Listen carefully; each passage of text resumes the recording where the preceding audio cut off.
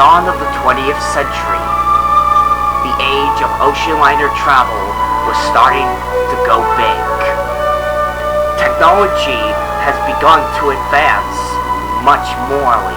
Really, the birth of big superliners like the Lusitania, Mauretania, Titanic, and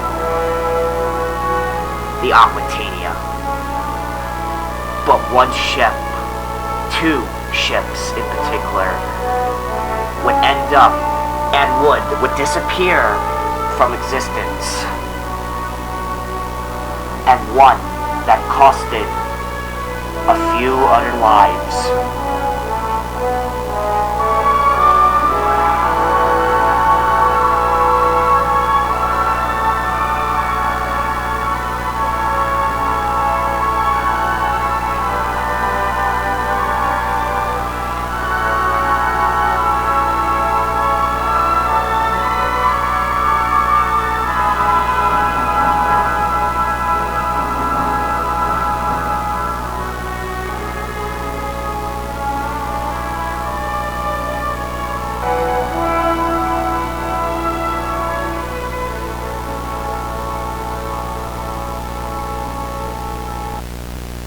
The 19th century may have been coming to an end, but it was the start of a new century, the 20th century. And in Germany, this year would be a pivotal moment in ocean liner travel. It was to be the start of a brand new ocean liner, starting with the laying of her keel in response to North German Lloyd's Kaiser Wilhelm the Grosse, which was built around that time. A small competitor to both Hamburg America Line and North German Lloyd, the East Prussia America Line, still reeling from the loss of the Prometheus in 1889, found stiff competition from their non-German counterparts, those being the latest White Star Line and Cunard ocean liners, who their luxurious apartments and status have appeared to have become well superior and famous in their own rights.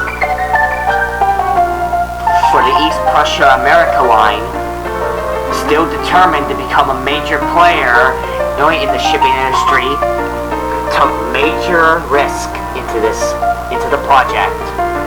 And the company would take inspiration on the Kaiser Wilhelm.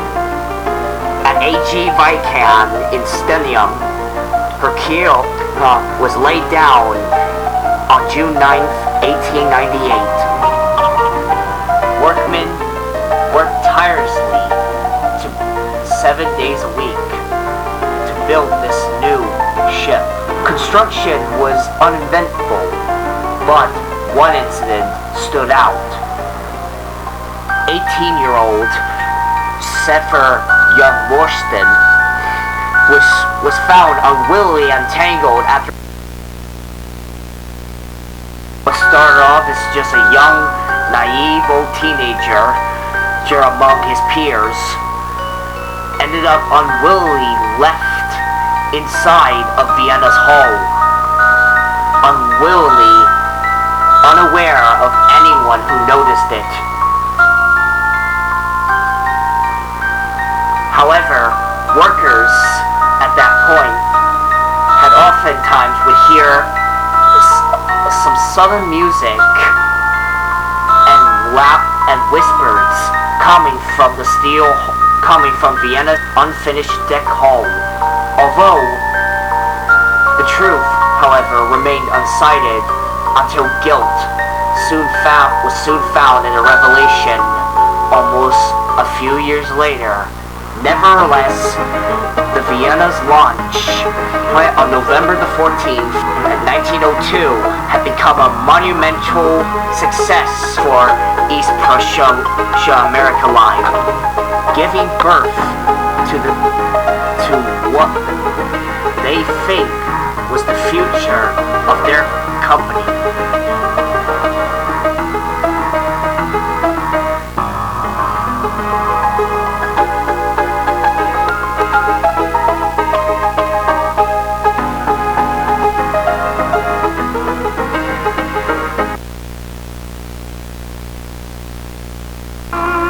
after a grand farewell by cheering crowds.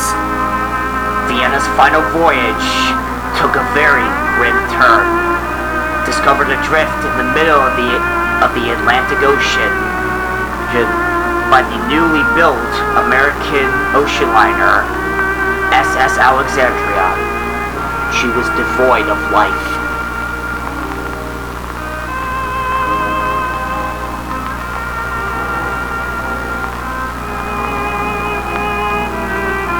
The captain of the SS Alexandria, horrified by what he had witnessed inside her, ordered to have it towed after he described the awful, horrifying experience he had witnessed in his diary.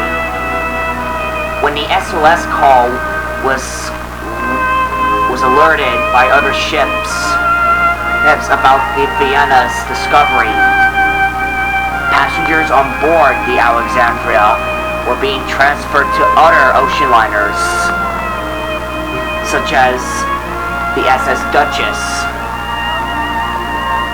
as well as the RMS Augustus.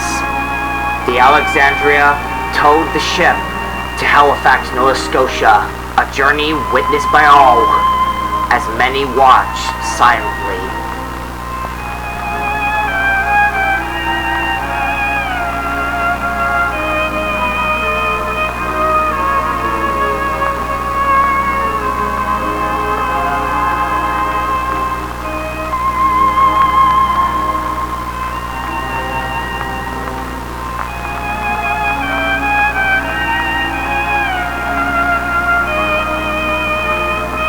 On October 1st, 1920, among the sovereign farewells along the Tyne, the SS Vienna was taken to a shipbreaker in Boston, where she met her end. The legacy of East Prussia America Line's ships resulted in the loss of 1,239 passengers on board. Vienna and Jupiter would both fade into history, never spoken again. But their legacy lived on among one of their last surviving members. But that's a story for another time.